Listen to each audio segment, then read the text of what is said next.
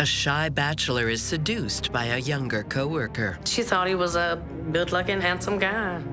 But he has demons he can barely contain. She was going to blame him for rape. I said, "You're playing with dynamite." And when 2 becomes 3, an obsessive passion turns deadly. He said, "I'm scared she's trying to kill me." He was crying and he said he didn't want his wife to leave him. This wasn't a crime of passion. This was revenge. Love may be blind and marriage bliss, but divorce is murder.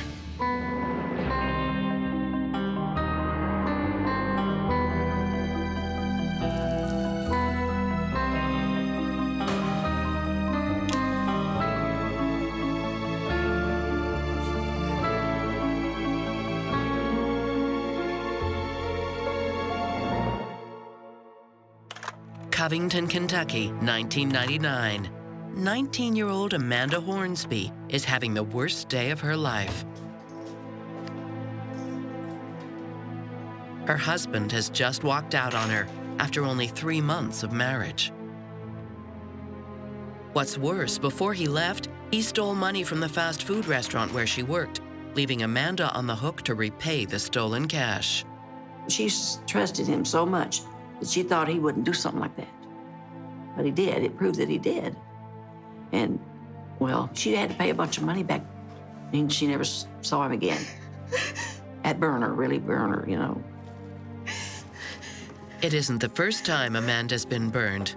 Her parents died when she was 7, leaving her and her brother to be raised by an aunt. They really took it pretty hard with their mom going. Really, really hurt them. Now, coming out of a disastrous 3-month marriage, Amanda is alone again, and so broke she's on the verge of bankruptcy. After getting fired from the restaurant, she finally finds a job in a grocery store. She got the job there because it was real close to home, and they liked her. She quickly becomes popular among her coworkers. Amanda was probably one of the nicest people that you'd ever meet in your life. Very easy to talk to, outgoing. You could be having the crappiest day ever, and you'd come in and talk to her for about 5 minutes and you'd forget what she was even mad about. And she was really an honest, good person. She was serious and had good work ethics and stuff. And she could take problems and solve them real quick, too. You know, she was good with people. I think maybe come over a bit early and I'll make some food. As Amanda settles into the job, a fellow employee catches her eye. His name is Woody Smith, and he works as a meat cutter. She was asking all kinds of questions about him to coworkers, what kind of person he was, and asked if he had a girlfriend. And she asked about Woody, and he told her that Woody was gay. And she said, "Oh, he's not," and it was just a joke, you know. Amanda is intrigued.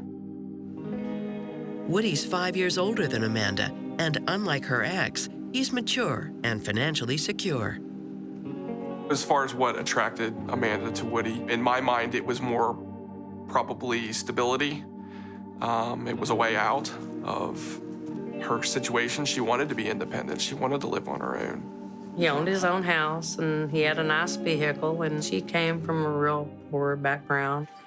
But Woody doesn't date. He's shy around women, with good reason. When he was only 15, he got into some very adult trouble. He went to a Christian school, and he got a girl pregnant, and they had a baby in May, and he turned 16 in February.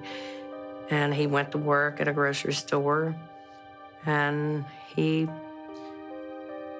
helped provide for his daughter. But it didn't work out with them, and she told him that it was over, and a few weeks later, she married this other guy. His ex-girlfriend moved away, and Woody now barely sees their daughter. The whole affair leaves him with a deep mistrust of women.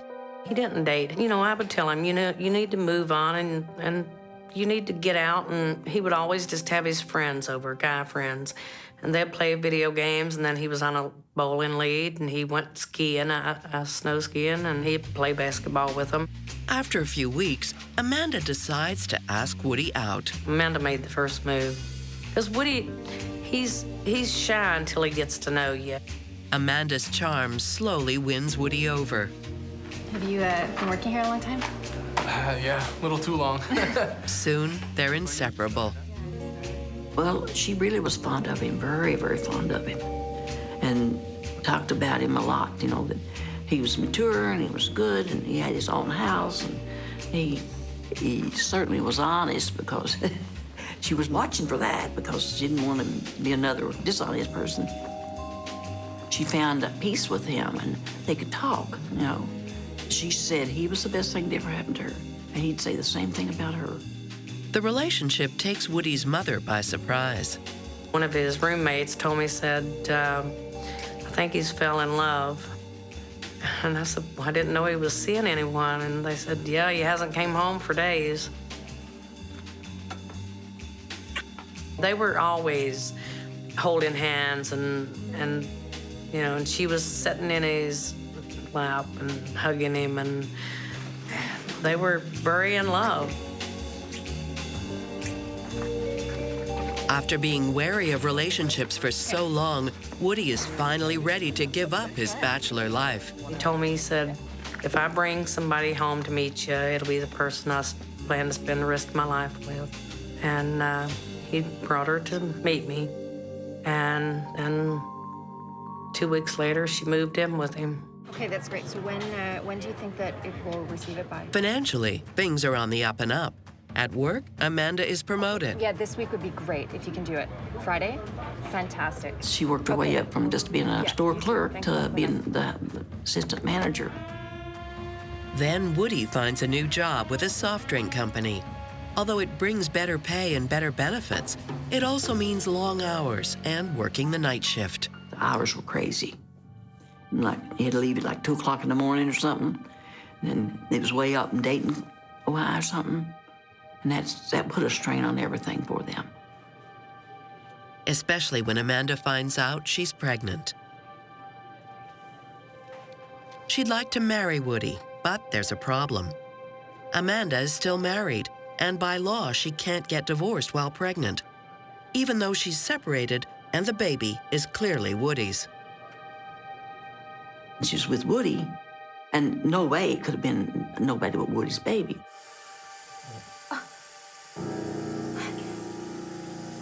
Sadly, Amanda miscarries. This opens the door for a divorce. Woody pays for it and helps her get back on her feet financially. He helped her get a divorce, and she had a lot of debt, and he helped her file bankruptcy. She filed bankruptcy.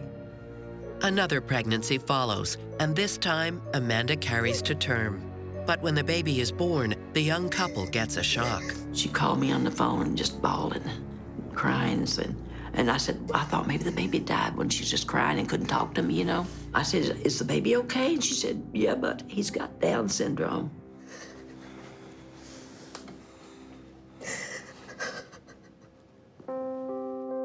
Psychotherapist Stacy Kaiser and forensic psychologist Brian Russell believe the arrival of the new baby will put a serious strain on the marriage.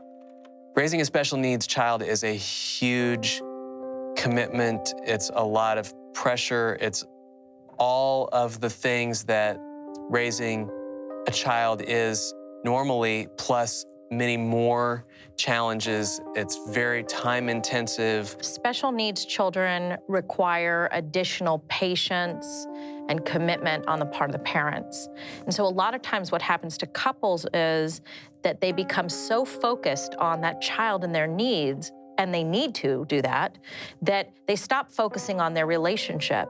And so they don't have as much intimacy. Really, a lot of special needs children's parents have very happy, fulfilling family lives and parenting lives and relationships with one another. It just sort of requires a very clear set of core values about what the priorities are. Woody's mother, Phyllis, helps care for their newborn son. This brings the women together, and they form a strong bond. His mom and Amanda were really close. I'd like to say that she was closer to Amanda more than she was to Woody. Amanda was always down there helping her, and they were very close. She was a great mother. Onyx was born Downs, and anything that they told them to do, they would do it, work with him in any way and to do what he needed to have done for him. Parenthood suits them well. And after 2 years, Amanda is pregnant with their second child. Amanda really wanted to have another kid because she said if something happened to her and Woody, she wanted to have him to have another sibling that would take care of him. She and Woody finally decide to tie the knot. They get married out of state in Tennessee, but not for romantic reasons. Amanda has been claiming government benefits to pay for special care for their son. If the Kentucky government finds out she and Woody are married, she'll have to give them up. She didn't claim Woody's income because they got married out of state. So I guess they didn't legally have to put on there that they were married. 6 months later, their second child, a daughter, is born. They were a happy couple, very happy couple. I thought this was a good match, and he seemed so calm and so good to her that I just thought she deserves something good after all that she's been burnt and all losing her mom and dad and not having nothing. Now she can have a good family life now. But already there is trouble on the horizon. The only kind of interaction he really wanted from her was to have sex.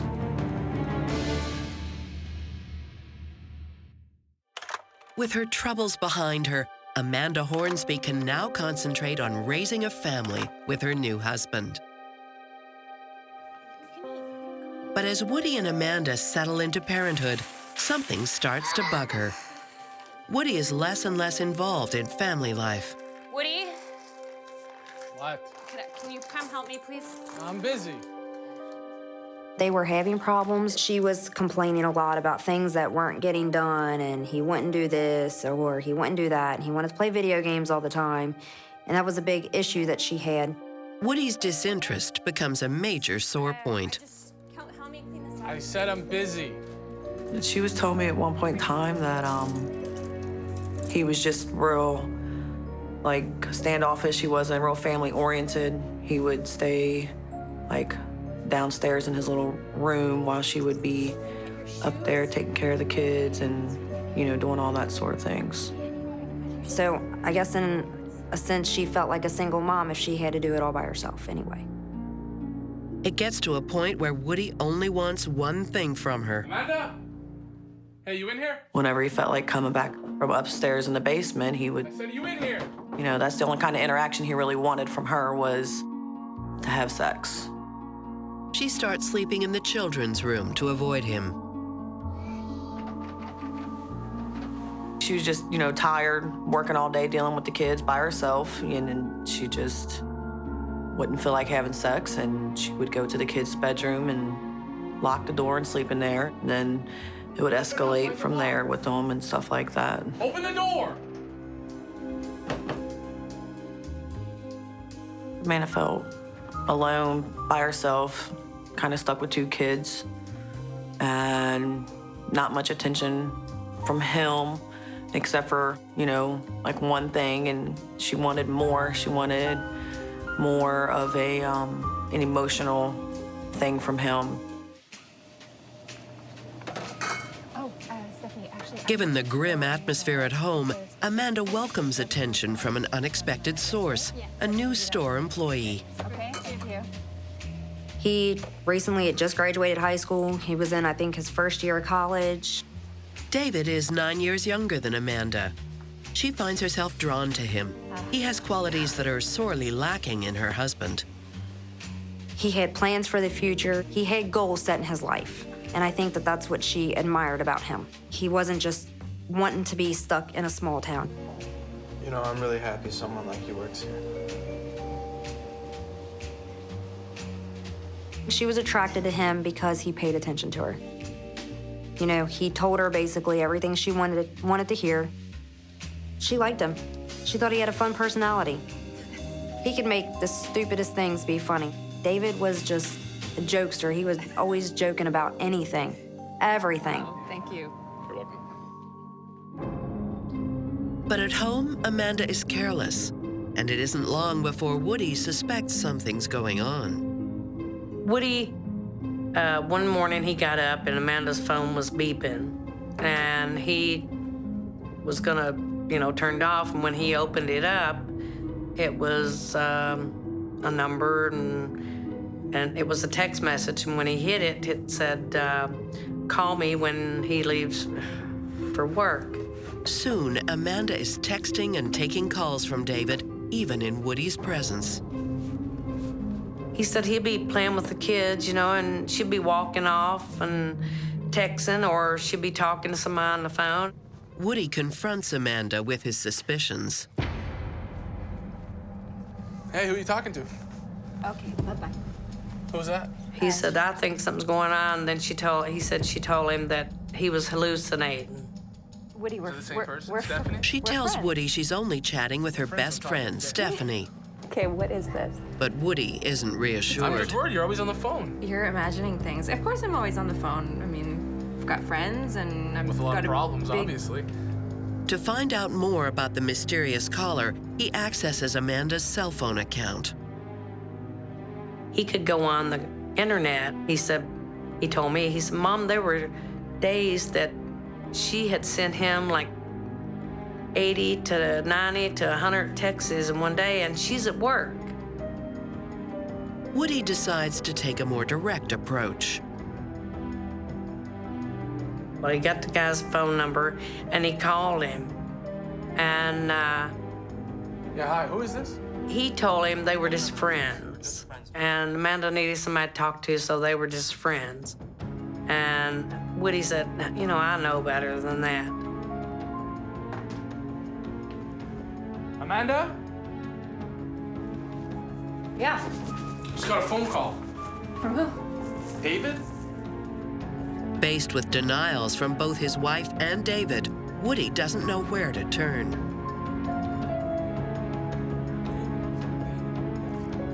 Meanwhile, Amanda's feelings for David are getting stronger. She knows she shouldn't, but she can't help herself. Their friendship turns into a full-blown affair. Amanda was married. I did not want her to put herself in that, that situation.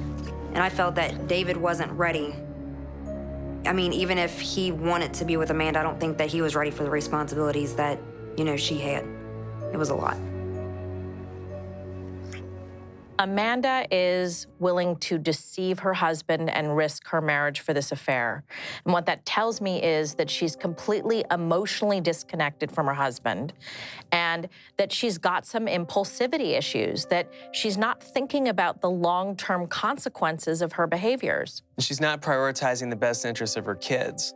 I think that when you put your family at risk, when you put your children's intact family at risk so that you can indulge something that would make you happy personally at their expense, it's arguably abusive.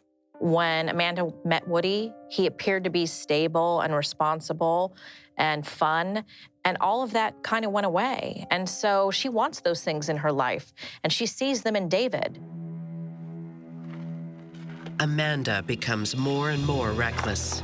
So he would walk down, and there was like a baseball field behind their house, and he would park there, and then he would walk through the back, and she let him in like the basement door. David was infatuated with her. He liked to be around her. He would be around her all the time if he could have. But I think that just that alone just drew her more towards him.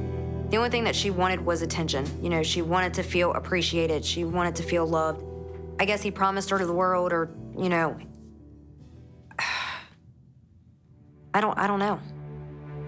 As the affair escalates, so does the potential for trouble. He said he was just a cocky teenager. He said, "You'll go to prison for fraud."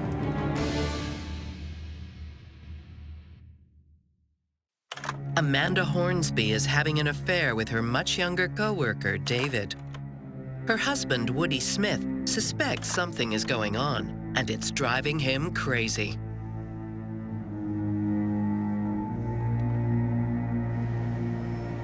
He talked to one of his neighbors, and he asked him if he would keep an eye out, and he said, sure, I will. And he said, if I see somebody, I'll call you. Hey, Haas, And let me ask you something. he Amanda. asked the guy a few days later if he had seen anyone, and he said, yeah, I've seen this guy.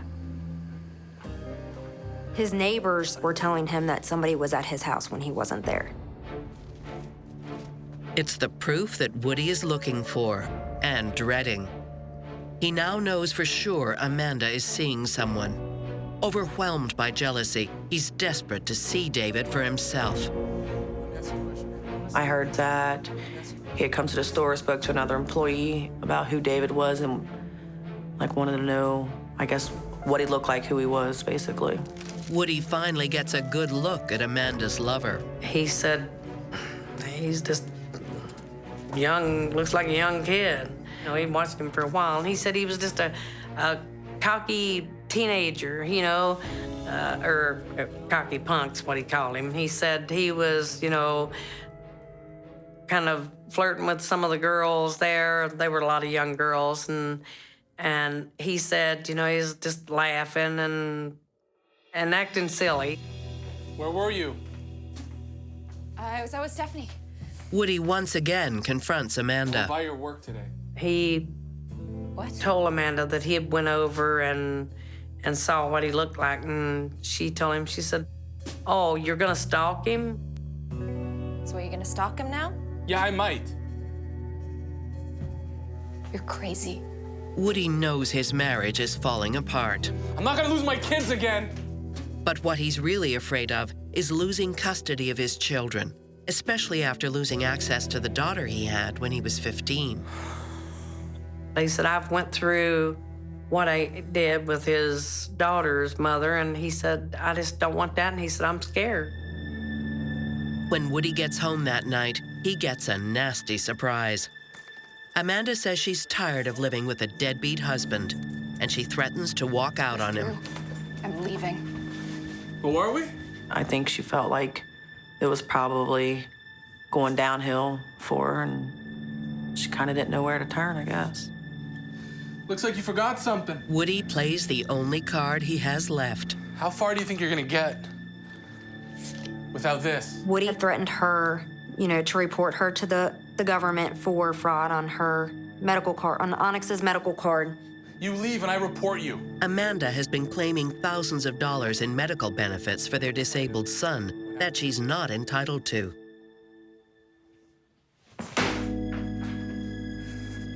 Faced with the threat of legal trouble, Amanda agrees to stay. Woody is not thinking rationally at this point at all, because if he were to report that fraudulent activity, then he too would be seen as a co-conspirator in the fraud and somebody who willingly accepted the benefits of the fraud. Woody has reached such an intense level of desperation that he is behaving in a really destructive way. The fact that he is considering reporting his wife for having this faulty medical card ultimately will hurt his child. It will take away all of the medical benefits that they've had. And that is not something that he really would want in a calm and normal state of mind. If you've reached the point where you're thinking about trying to hold on to somebody through threats, it's probably a lost cause, and you ought to be thinking instead about how to safeguard your own rights and make the outcome be the best that it can be for you. Even so, Woody is consumed with fear that Amanda will leave him and take the kids with her, sneaking away while he sleeps during the day. The only way to prevent that is to stay awake 24 hours a day. He just needs to figure out how. I could tell that he was crying. He said, I feel like she's trying to kill me.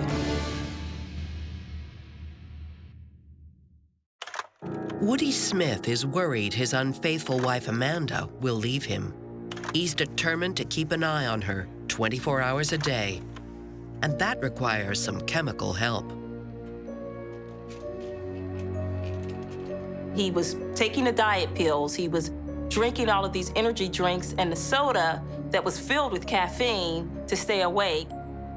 He consumed a large amount of diet pills, which could have contained methamphetamine or ephedrine, and that was supplemented with a large volume of energy drinks.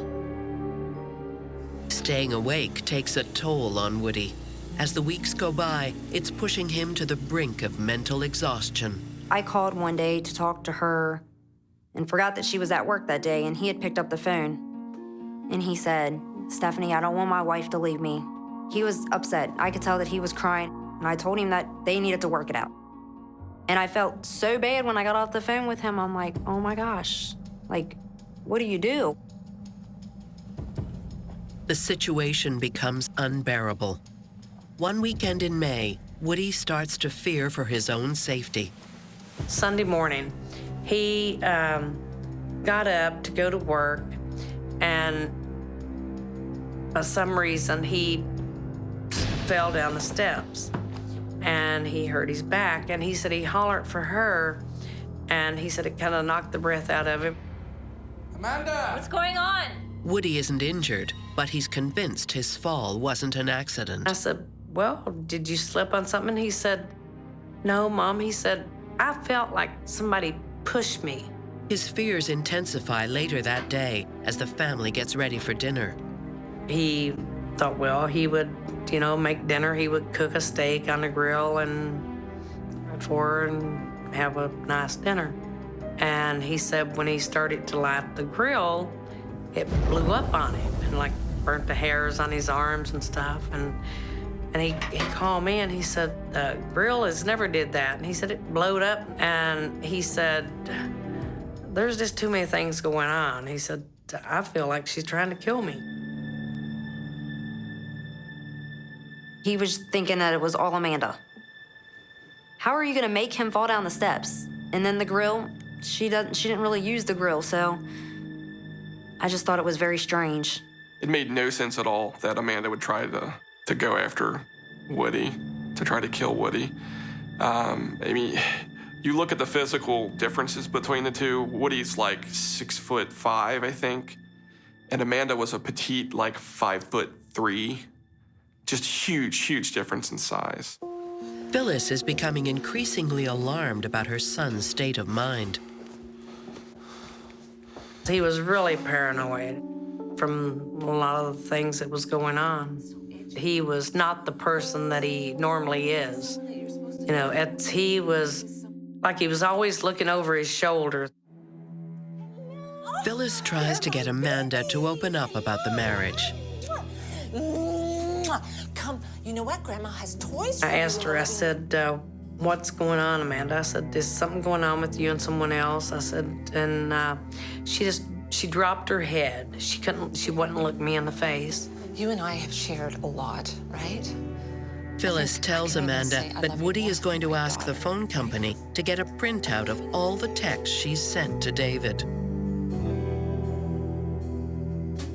She looked right up at me and looked me in the eye, and tears come down out of her eyes, and she said, if he gets those, it's over. And I said, what do you mean it's over? She said, he will leave me and he'll take the kids away from me. Amanda admits she's cheated on Woody in their own bed. She told me, she said, well, he's been coming here when Woody's gone. And I said, come in there. And she said, yeah. She said, when Woody leaves to work in the morning, he comes. Phyllis is alarmed by what she's hearing. I said, you've got to stop this at home. I said, because you're playing with dynamite. I said, what if Woody comes home? What if he leaves his phone or he forgets something, then he comes back and he finds you and him? I said, you can come and stay with me. And I said, you think about it. I can't talk to you anymore. The message gets through. Amanda calls David and ends the affair. He knows.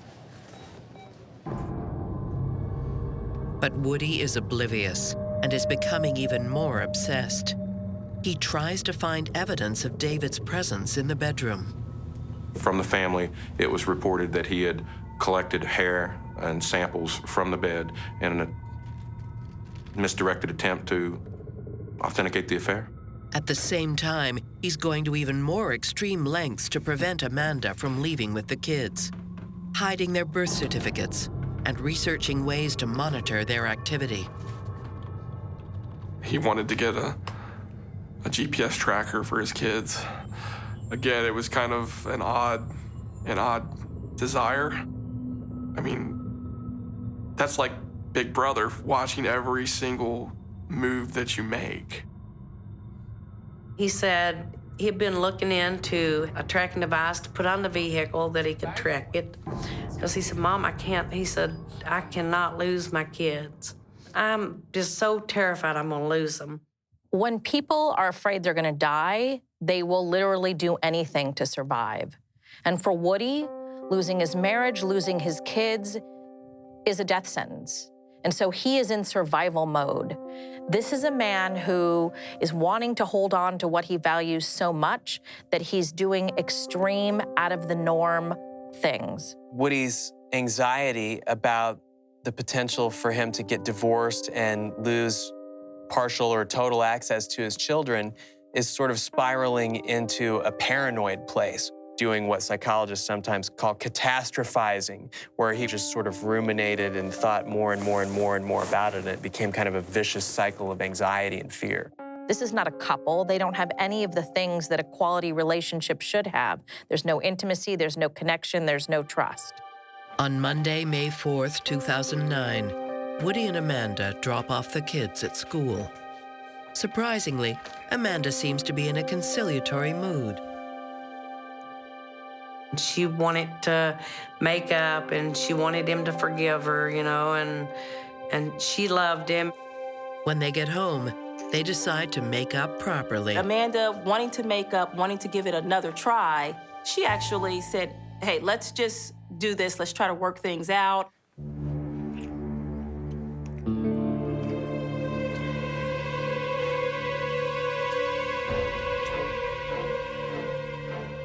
Later that afternoon, Woody shows up as usual at his mother's house with the children.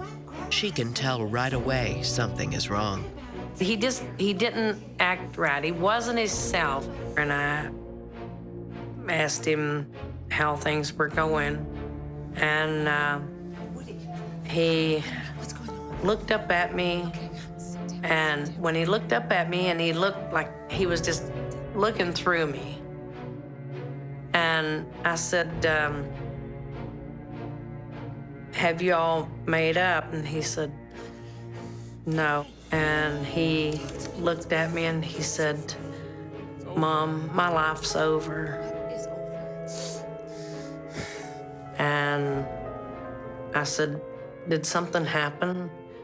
And he just stood there with his head down, and then there was like tears come down, and I could see him rolling down his face. When he finally does talk, Phyllis realizes that everything is about to change. But that time I was ballistic. He didn't call the police. He didn't get help. With his wife Amanda willing to reconcile, Woody Smith should be overjoyed. But when he arrives at his mother's to drop off the kids, he's clearly devastated. What has she done, sweetheart? He told me, he said, Amanda said she wanted to make up. And he said she had me make love to her. According to Woody, this brief reconciliation came to a swift and tragic end. After they dozed off, Amanda was awakened by an intruder and brutally attacked.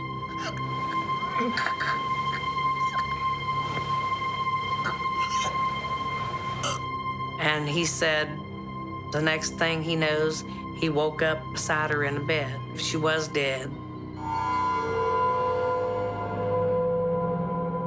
Phyllis can't believe what she's hearing. At that time, I was ballistic. I mean, I was just all kinds of things going through my head. But for now, her concern is her son. She gives Woody a tranquilizer to calm him down while she calls Amanda's workplace. I said, Phyllis, this is Stephanie. What is going on? And she said, Amanda's dead. Me and a coworker of mine, they made us go to the bathroom because we were kind of upset. Just as Phyllis gets off the phone with Stephanie, there's a new crisis. Woody! Woody! Oh my God. Woody! Sweetheart! Phyllis dials 911, telling the operator that her son has collapsed and her daughter-in-law is dead. Yes, could you? I need an ambulance, please. Then I started having these thoughts go through my mind. Did he take something before he came here? Woody is rushed to hospital. Police rush to Woody's home and discover Amanda's body. The scene immediately raises red flags. There was no sign of an intruder. In fact, a lot of the furniture was still dusty. Tables that would have been in front of windows still had dust that was not disturbed. There was just no evidence that anyone else was inside that home. Investigators soon find other holes in Woody's story. They find it hard to believe that she and Woody were having sex just before her death. Amanda is fully dressed. She had jeans on, which I recall thinking it's very difficult to clothe an individual that's already passed, and so she definitely was clothed, in my assumption prior to this happening. She had even her gym shoes. I found it particularly interesting that they were perfectly tied. Back at the hospital, Woody is conscious and cooperating. But he can't explain the scratches they find on his chest. Police don't have to look far for an explanation. Amanda's fake nails are smashed. She had acrylic nails, and I remember at least 3 or 4 of those nails being cracked off, and anybody who knows anything about those types of nails, they're strong. Obviously, what that indicated to me was that she didn't give up easily. She fought, and she fought hard. Unfortunately, she didn't win the fight. It's enough to convince police that Woody is lying and that Amanda's killer isn't a mysterious intruder, but Woody himself. What are you doing? Get off of me! Woody, stop it!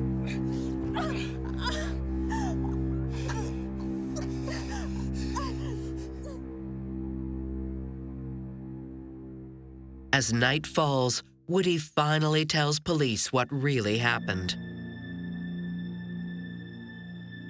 That morning began normally. Woody and Amanda returned home after dropping off the kids at school. But despite Amanda's best efforts, Woody couldn't let go of his suspicions. He had been looking at his wife's phone earlier that morning. She found out about it, and she got very mad. She told him that she would be leaving and that she would take the kids with her, and he would never see them again. Provoked by Amanda's threats, Woody flew into a rage. He says he became very upset and angry, and that's when the fight started. Amanda fought back, but her efforts were in vain. She was tiny. She was 5'4". She didn't weigh much. And here is her husband, who is so much bigger than her. She had no chance at all against Woody. He's a very, very large guy. What he said was, we started fighting, and so I choked her to death. With Amanda dead, Woody ensured his wife could never leave him. But in a macabre twist, he took it one step further. So that's when he decided, I'm actually gonna tie her arms up. I'm gonna tie her legs together to make sure she doesn't run away, even though she was really already dead.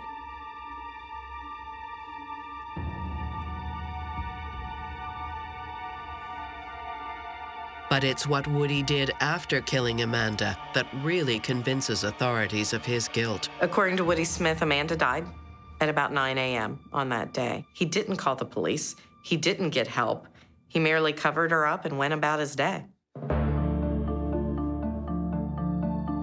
He left Amanda laying in the bed, went and picked up his daughter, and brought her home. Want some noodles, sir? After he got home with his daughter, he fixed her lunch. He remembered that he made her noodles. He played with her. They watched cartoons. When his daughter asked, "Where's Mommy?" he said, "She's at work." This whole time, Amanda's laying upstairs, dead. Woody's actions suggested a lot to me. Number one, it suggested that he was very methodical. It indicated to me not only that he knew that he was in trouble, but it also indicated to me that he was trying to get his affairs in order before he turned himself in or called the police. One of the police officers asked this question. They said, "Were you looking for a divorce alternative?" And he said, yes.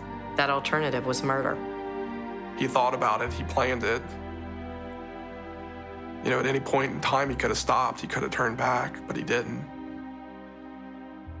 There are a lot of men whose wives cheat on them and they don't ultimately kill their wives. I think what happened with Woody was a combination of a few things. It was his fear of losing his children, his rage at his wife, his sleep deprivation, and all of that, I think, ultimately led to a psychological breaking point where he literally lost his mind in the moment and killed her. Amanda did not deserve to die, but she did put herself in harm's way by piling a lot on a very unstable man. She cheated on him, she threatened to leave him, and so she set up a very, very dangerous powder keg in her house. Woody clearly had this ultimate fear of ending up out of his children's lives, and in his desperation to avoid realizing that fear, look what happened. He's exactly in the darkest place that he feared being, where he's out of his children's lives now on an active fatherhood kind of a basis. There's a long history during the troubled part of their marriage where Woody is trying to gain control.